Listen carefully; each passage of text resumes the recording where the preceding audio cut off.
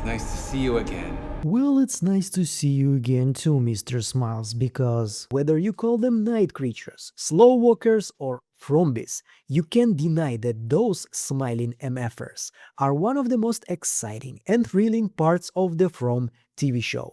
Their eerie presence, creepy smiles, and slow walk create a sense of inevitable, horrible end for all of our heroes. In today's video, I want to deep dive into the topic of Frombies and present everything I've been able to find. So to make this video scientific and informative, I decided to divide it into 3 parts. We're going to get familiar with all of the Frombies. We'll discuss all available information we know about them.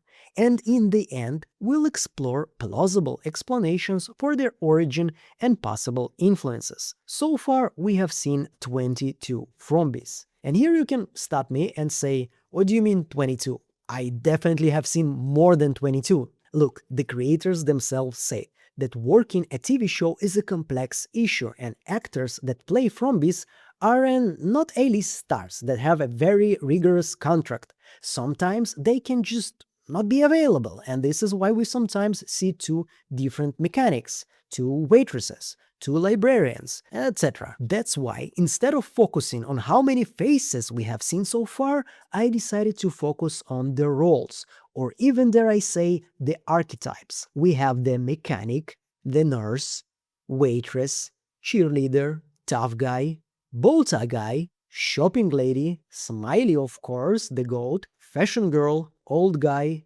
Julie, don't you recognize me, guy? Milkman, the bride, cowboy, naughty Jasmine, librarian lady, and the last but not least, the grandma. This is not everybody, this is the A-team. Most of them have speaking lines, or at least they're like appearing many times on the screen. But we also have a B-team. We have the one-time lady, because we have seen her only once. We have this girl that also showed herself only in 1 episode. We have this Charlie Sheen lookalike with the hat. We have the mustachio here and the magician. Also in the final scene in the 1st season, we got 2 unseen so far Frombies, bowling guy and the strict lady. Not that kind of strict, get your mind out of the gutter. No, I actually don't think it's a coincidence that suddenly in the end of season 3 we have a bowling guy monster, because if you remember the beginning of the TV show season 1 episode 1, when Megan was killed, she had bowling pins in her room, and now Acosta in the Colony House cellar is also looking for something while there are bowling pins right next to her. When Uncoy children were playing in the caves, they played something which looked a lot like some kind of a bowling game from the old era. And it also made me think about this strange connection that the monsters have to the town. I mean, we have the mechanic guy and we do have a gas station. We have the lunch lady monster and we have a diner. We have the cheerleader and the jog guys. And we have, of course, the school.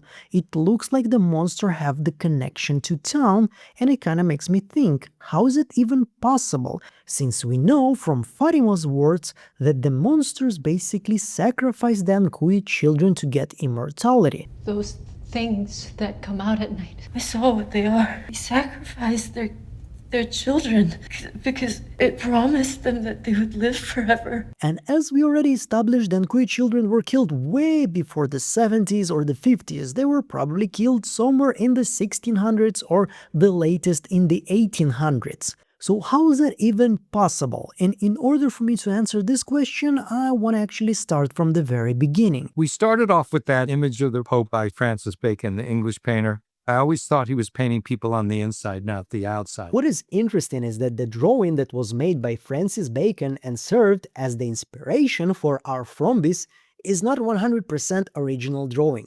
That's Bacon's interpretation of an original painting by Diego Velázquez, and you can right away spot here a resemblance with our Frombies, who appear completely normal during the day and turn into horrific creatures when they kill.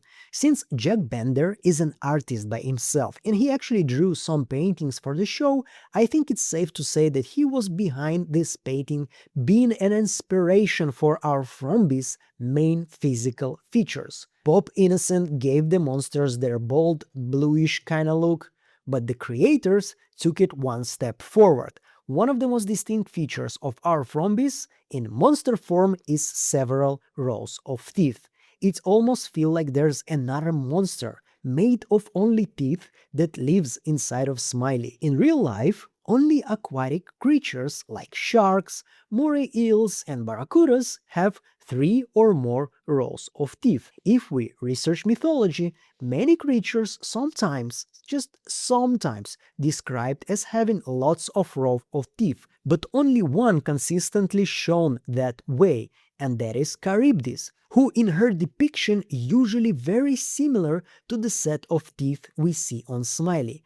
This is a sea creature that swallows so much water that creates an actual whirlpool that sucks the ship inside and then devours it. So there is definitely some aquatic, creepy creatures inspiration here. And also, Frombies knows when they shift into monsters from disappears and turns into something that we are used to seeing on some sort of a squid or, I don't know, in the Pirates of the Caribbean. But is Fatima talking about the monsters being human the only confirmation we have of this fact? If you remember this scene, this is where Christy opens up Smiley and she is flabbergasted because she's seen the same organs but just very dried out like any other human being, and she actually comes to the conclusion that they used to be people. I still don't have an answer whether the monsters are always walking like dried tomatoes or it was Boyd's worms that sucked Smiley dry. Either way, what's important that the only thing that was left in his body was bile, and bile's main purpose is digestive. So it means that monsters still consume food. Do the monsters eat the organs? Stay tuned. So John Griffin is saying stay tuned, and we still don't have an answer whether they eat the organs or not. But now, after season 4, we already have an answer that the man in yellow is definitely eating organs. Now, do the monsters leave the organs for him or they join him during this crappy dinner?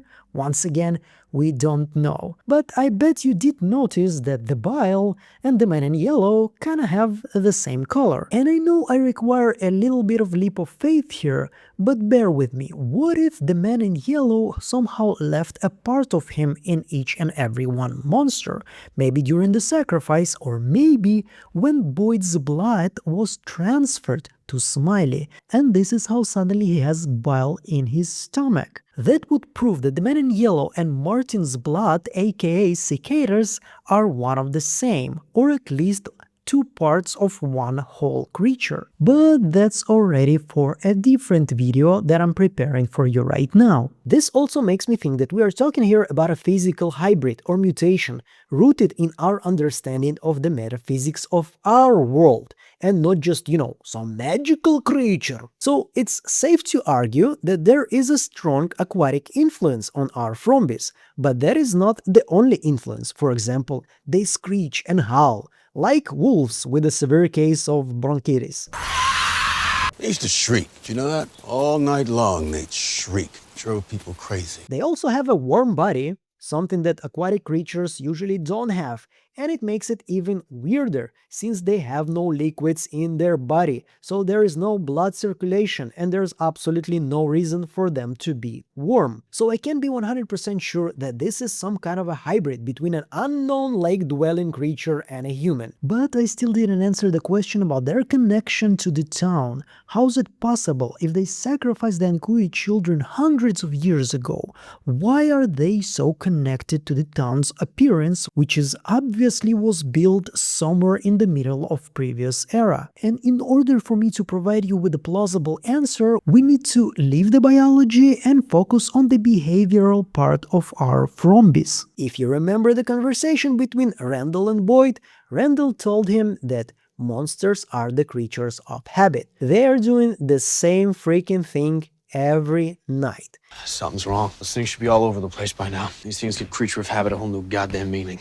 And they're changing it only if there's some kind of a special plan. Like, lay on the ground, pretend to be dead, maybe kill some medical workers.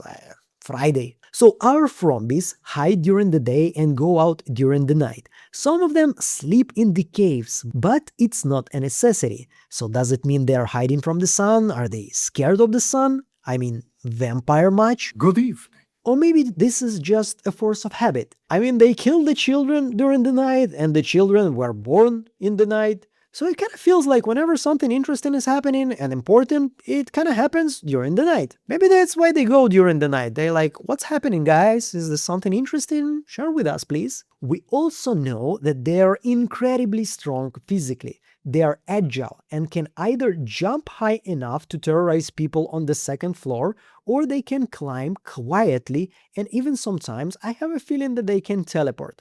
Look at this moment. Smiley is walking towards Alice. Alice jumps from the window, and 2 seconds later, Smiley walking outside already. But actually, the monster's main ability, that kind of rarely being discussed, is shape-shifting. We kind of assume that since they used to be human, this is how they used to look, and now they just play dress up. But in the caves, we see them in their true form when they are asleep. They used to be human, but they're not anymore. This is their true form.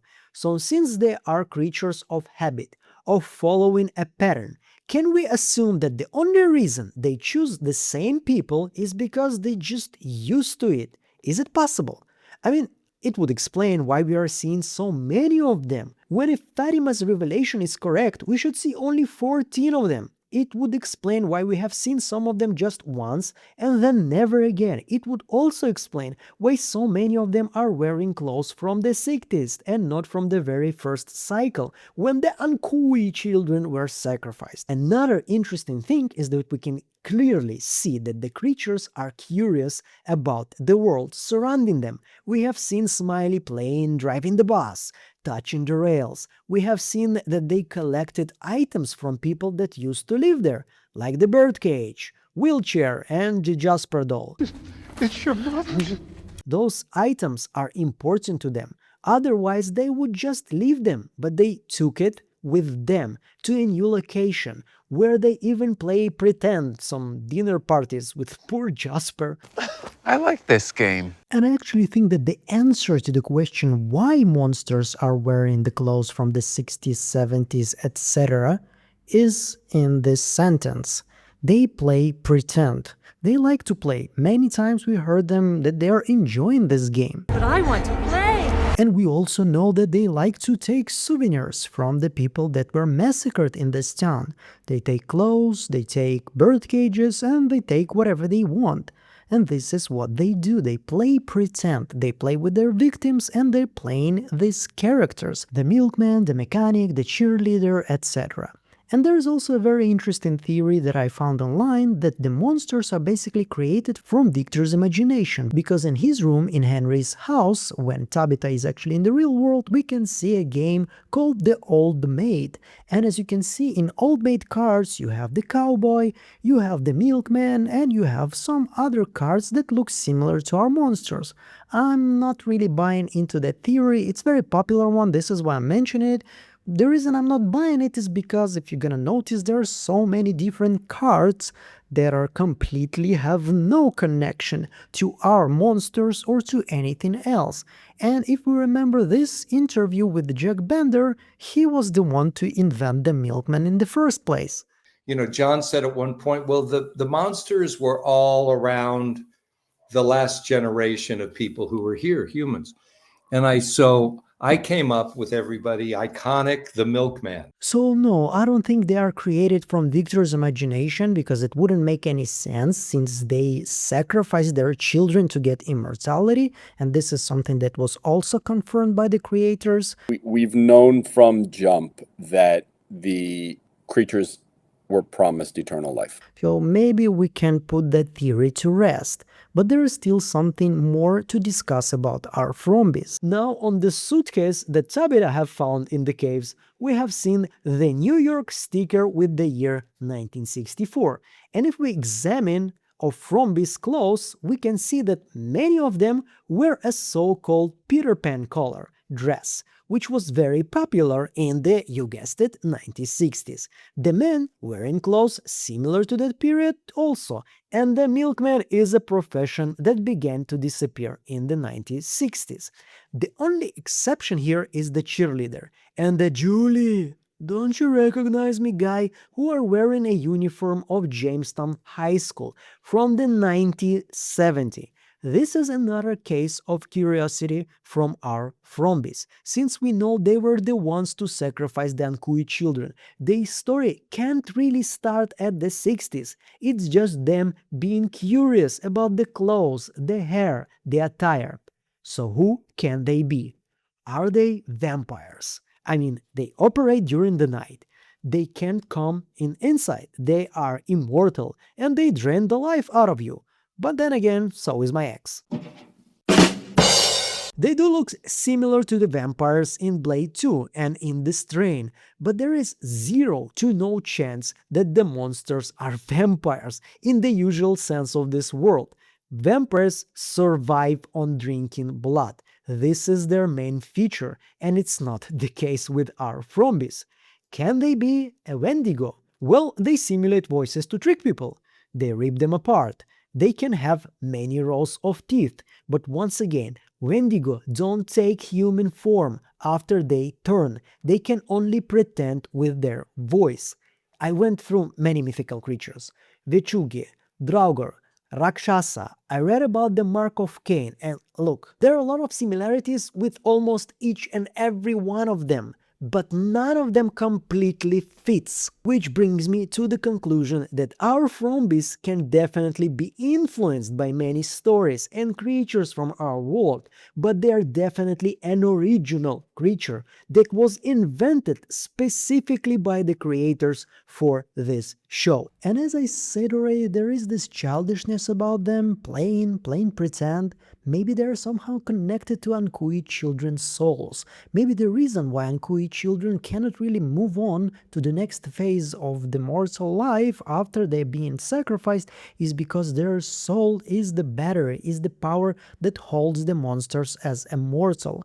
I don't know, it doesn't really back up with any evidence or any observations that I can present to you right now. It's just something that's coming from my intuition, but usually I share with you this also. Now I hope you enjoyed this video, and especially for people like you from fans, I prepared a special playlist with interesting theories, and it's not just, recaps or reviews, it's basically a very interesting observations and connections about different topics of our TV show. So I hope you will enjoy it too. And as usual, I want to thank everybody who supports me on Patreon and in YouTube members. Your financial support is what makes this channel possible. I'm gonna see you all on the next one. Meanwhile, bye.